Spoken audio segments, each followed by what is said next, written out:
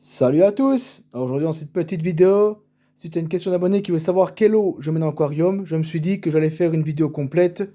Comme ça, vous verrez l'eau que je mets dans mon aquarium et bien sûr on verra un petit peu ensemble toutes les eaux qu'on peut mettre dans un aquarium. Donc, on est parti. On ne perd pas de temps et on y va!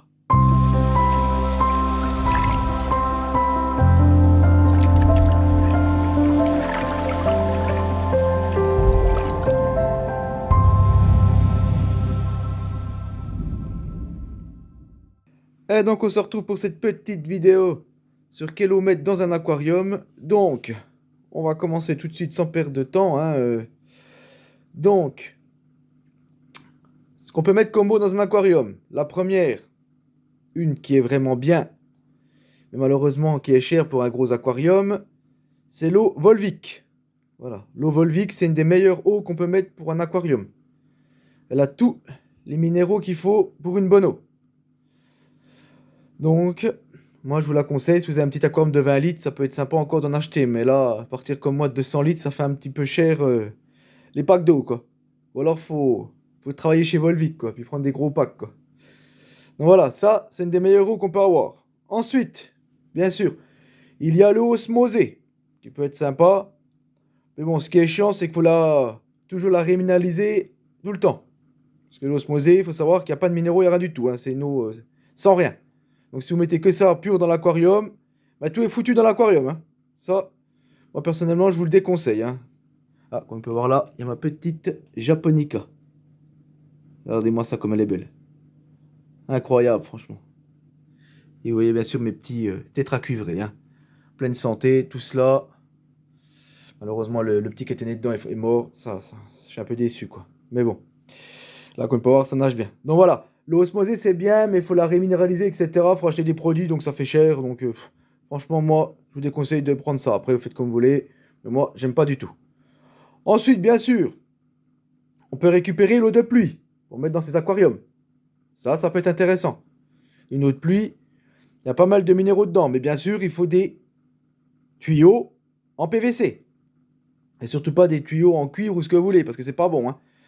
Et bien sûr, mettre un filtre pour récupérer vraiment que l'eau. Et pas toute la merde qu'il y a avec. Donc voilà, ça, vous pouvez récupérer l'eau de pluie. Je vous le conseille, si vous avez des petits tuyaux en PVC avec une petite grille au bout, vous mettez. Puis vous récupérez ça tranquillement. Et c'est tranquille. Donc voilà, bien sûr, avec des chéneaux en plastique. Et non avec du cuivre ou des chéneaux, ce que vous voulez en faire, etc. Ça, c'est pas bon, hein. Voilà, surtout ça. Donc, ensuite, qu'est-ce que nous avons? Comment après l'eau là? Bien sûr, on va avoir la dernière petite eau qu'on peut avoir, hein. Il y a, enfin l'avant-dernière, excusez-moi. Il y a aussi, bien sûr, si vous avez un puits chez vous. L'eau du puits, elle peut être vachement intéressante aussi. Elle peut avoir pas mal de minéraux et tout, et l'avantage c'est qu'elle est filtrée par la terre, etc. Et elle finit dans le puits. Et normalement, il n'y a pas trop de saleté dans un puits s'il est fermé hermétiquement. Donc, je vous conseille de prendre aussi l'eau du puits. Bien sûr, faire des tests avant quand même, hein. Pas que dedans, il y a du fer, etc. qui pourrait être pas bon pour les crevettes, etc. Toujours bien faire des tests avant de même mettre une eau, hein. Même ça, je préfère préciser avant qu'on continue. Bien faire des tests quand vous prenez des eaux, comme l'eau de dehors, de pluie, ou alors l'eau, comme je vous dis, de puits. Parce que l'eau du puits, il peut y avoir des soucis aussi. Donc attention à ça, mes amis. De pas bien toujours faire des tests. Pas juste prendre l'eau puis foutre dans l'aquarium. Et après on me dit, oh merde, tout est mort. Donc faire attention à ça aussi. C'est vrai que j'avais oublié, il y a encore pas mal d'eau en fait. Je disais que c'était l'avant-dernière, j'ai dit des conneries. Ensuite, on peut récupérer l'eau des fontaines dans les villages. On peut récupérer. Après, bien sûr, comme d'habitude, je vous dis, il faut faire des tests, hein, avant de continuer de prendre l'eau des fontaines. Mais peut être intéressant l'eau des fontaines. Parce que selon où c'est que vous habitez, si c'est vers les montagnes, etc., ça peut être une eau bien minérale. Donc, très intéressant aussi l'eau des fontaines. Ensuite, bien sûr, vous pouvez récupérer de l'eau de rivière, hein, qui peut être intéressante aussi, hein. Après, faire attention quand même, parce que qu'il n'y a pas des trucs dans l'eau. Parce que souvent, c'est où on sait qu'on habite, malheureusement, il y a plein de, pas dire d'autres mots, de merde qui flottent dans la rivière, malheureusement, que les gens balancent, hein. Donc, bien sûr, faire des tests aussi, hein, toujours, hein, voir si l'eau est bonne. au niveau de la rivière. Voilà, ça va de soi, hein. Après, si vous avez un étang, vous pouvez au moins récupérer aussi l'eau de l'étang, mais bon, c'est vrai qu'elle n'est pas très claire, l'eau de l'étang, hein. Donc après, c'est moins avantageux l'eau de l'étang. Effectivement, c'est moins bien.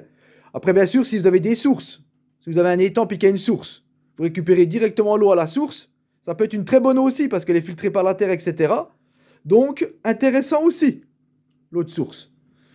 Mais après, bien sûr, il faut avoir une source, hein. Ça, c'est le problème. Mais ça peut être intéressant aussi.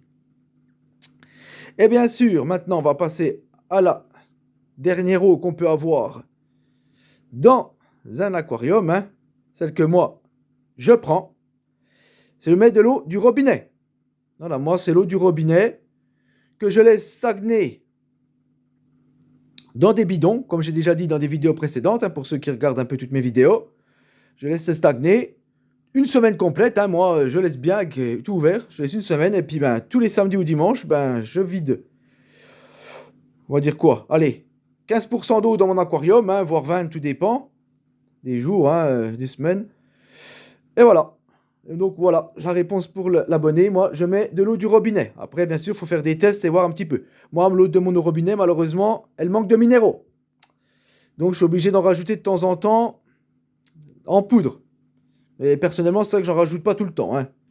Parce que c'est vrai que ça coûte cher. C'est quand même dans les 15-17 balles le pot, hein. Bon, il dure, hein. Mais bon, voilà. Après, vous voyez, il n'y a pas de problème. J'ai quand même un peu de minéraux quand même, mais c'est vrai que je manque. C'est le problème des eaux du robinet. Il faut vraiment être à un endroit où c'est que vous n'êtes pas loin, mais en plein milieu de la campagne, quoi. C'est que c'est une bonne eau, hein. Là, moi, je suis dans un village à côté de la ville. Malheureusement, l'eau est pas terrible. Dans le temps, elle était très bien, mais malheureusement, quand j'avais 14 ans, ça allait. Maintenant, ils ont changé, etc. Pour prendre l'eau, elle est moins bonne. Donc voilà un petit peu pour l'abonné. La question, hein. Donc oui, je mets de l'eau du robinet dans l'aquarium, c'est tout. Voilà. J'enlève 15 à 20 litres tous les samedis ou dimanches, selon, voilà, quand je travaille ou pas. Et bien sûr, je remets 15 litres d'eau du robinet. Avec de temps en temps, bien sûr, je rajoute des minéraux, parce que c'est ce qui manque. Mais vous voyez,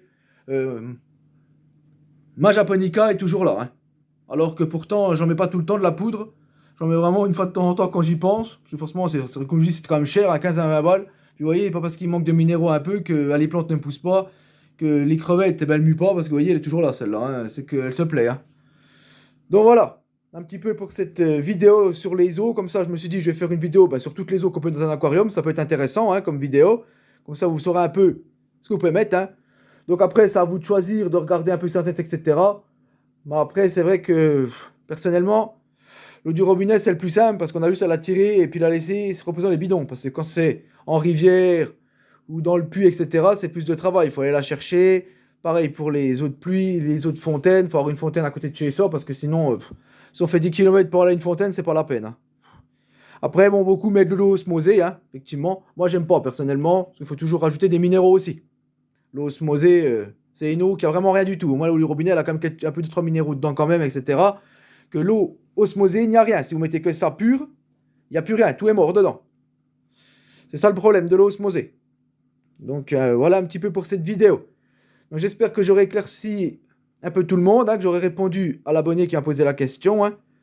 Donc, n'hésitez pas à me mettre encore des petits commentaires s'il y a des questions sur cette vidéo sur les eaux, hein. N'hésitez pas, hein, je suis là, je réponds, hein, même pour d'autres, hein. N'hésitez pas à me poser des questions pour que je fasse faire des petites vidéos, hein. N'hésitez pas.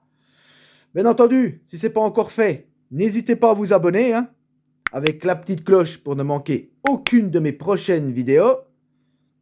Le petit pouce bleu qui fait toujours plaisir. Et on se dit à la prochaine.